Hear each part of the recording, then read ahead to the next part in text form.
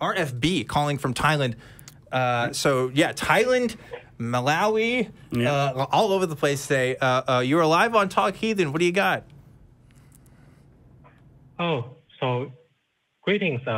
As a prompt said, it's not more. I mean, it's kind of half question, half conversation. It's kind of concerning about the definition of faith and how the conversation is held between atheists and theists. Yeah, absolutely. Can you elaborate on that? So I think when theists claim that atheists have faith, I think they usually mean that atheists, although as you know, it's not necessary that being an atheist would assume one's belief in other things. But I think most people would. I think theists would assume that atheists believe in science the same way they believe in God. I know it's not true and not for me, but I think concerning this issue, I think I do have something that you would call faith, but I'm not sure how I would go about explaining that, or if the conversation should come up. Well, it can be perfectly appropriate to have faith. It just depends on what you mean by faith, right? So let's start with that. What do you mean when you use the word faith? In this case, I was talking about secure conviction, or at least some kind of conviction in something that that there is no evidence of. Yeah. Except I think in my case, I mean, as an atheist and also a naturalist, I would say I still have to assume that is why I think it still counts as faith. That I can ignore external world skepticism, and that there are patterns. The external world skepticism and problem of induction. Yes. I think that's why I think I technically still have faith, and I'm not sure if the other atheists who have a similar belief or epistemology with me would agree with me with using the term like that. Yeah. I mean, getting tied up in... I mean, it is important to define what you mean when you say something. And, of course, faith is one of those words that gets sticky because of the capital F, faith, as in the faith. Right. And then faith as in trust or conviction or prior knowledge. It almost links into things like pragmatism, like this has worked before, it'll work again. So we colloquially use faith to mean basically I have trust in this, and usually you can explain your faith and why we get so frustrated as atheists when you say, oh, you have faith just like a person who believes in God. It's like, no, my faith is based on something other than just because. Yeah, I mean, at least I can defend, but at least theists would have to assume that the external world exists if they want to interact with it, and at least they have to assume some pattern that I would guess there would be to assume that the word of God is true all the time, just like how we assume that science works. Not really. A natural process have some consistency. I think that's how we do it. But every time faith is tested in a scientific sense, it tends to fall apart. Yeah, so, I have a lot of thoughts about this, right? So you're talking about external world skepticism, right? Like, why don't we just identify as epistemic nihilists or trivialists even that say, like, all things are true because we don't know if we're not brains in a vat, right?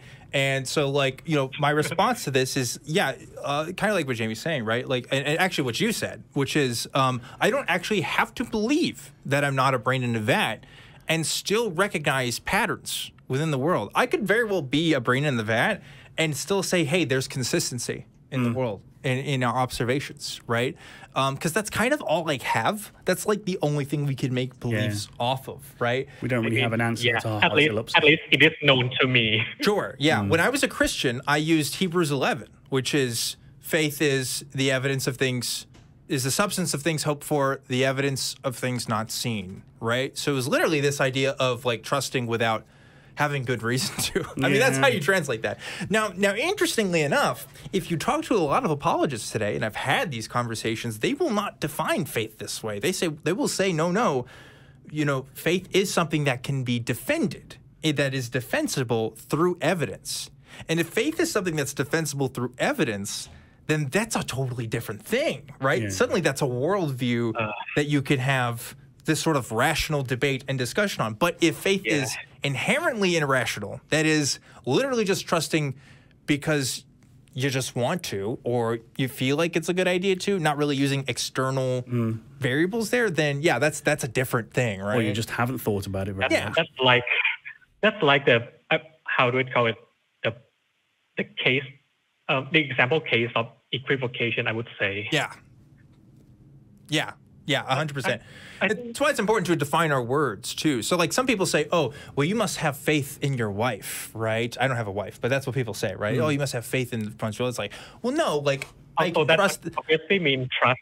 Yeah, they mean trust. Like it's like, Your look, faith in the pattern is my hypothetical wife in this situation hasn't cheated on me or hasn't done anything against what I wouldn't want them to do. So like I followed that pattern, and so that leads me to believe that they're not cheating or whatever, right? Like that's still pattern recognition. It's just like not as, I don't know, immediately measurable, but it's still measurable in a way. I mean, you can still say, oh, have they done this in X amount of time, right? That's still a calculation. And the problem with words is that they do get fuzzy when it comes to colloquialisms. Yeah. And someone says, hey, have a little faith, baby. What they mean is like, don't worry too much about it. You're stressing too much. They don't mean don't believe this will happen without any evidence. It's just stop worrying. It is interesting, though, when people say, oh, well, atheists just believe on faith, because they're using faith as a pejorative, right? They're like, oh, they just are trusting. And it's like, well, wait, isn't that what you're supposed to do? Yeah. Like, isn't that? I don't know. Anyway, go ahead.